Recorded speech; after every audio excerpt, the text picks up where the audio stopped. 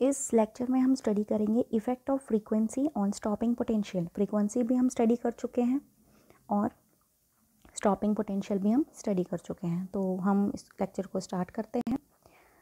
हम कंसिडर करते हैं V0 एक मिनिमम फ्रीक्वेंसी है जिसकी वजह से इलेक्ट्रॉन्स एमिट होना स्टार्ट हो जाएंगे। We have a minimum energy that is known as work function और वर्क फंक्शन का फॉर्मूला है h फ्रीक्वेंसी नॉट। तो threshold frequency is when multiplied by the Planck's constant gives us the work function or the minimum energy required by the electron to eject or emit out from its surface।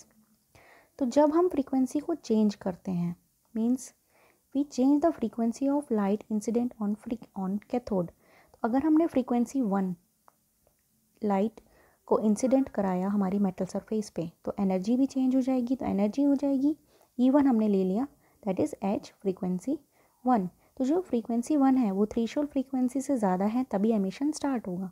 तो जब energy हमने बढ़ा the frequency से related, यहाँ पर हम stopping potential को ले लेते हैं V0। नाउ फ्रीक्वेंसी 2 की जब हमने लाइट एनर्जी फॉल कराई हमारे मेटल सरफेस पर तो जो एनर्जी कॉन्स्टिट्यूट हो गई दैट इज़ h फ्रीक्वेंसी 2। तो काइनेटिक एनर्जी भी इस केस में चेंज हो जाएगी। तो यहाँ पर हम देखते हैं जब energy E2 is greater than E1 and frequency 2 is greater than frequency 1 तो उसी तरह से kinetic energy of 2 is greater than kinetic energy of 1।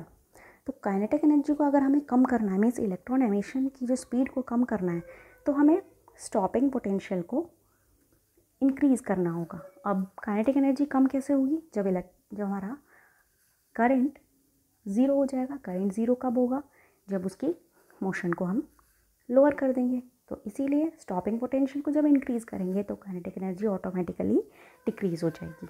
तो यहाँ से हमें ये कॉन्सेप्ट समझ में आता है कि फ्रीक्वेंसी अगर ज़्यादा हो रही है तो स्टॉपिंग पोटेंशियल भी ज़्यादा होगा।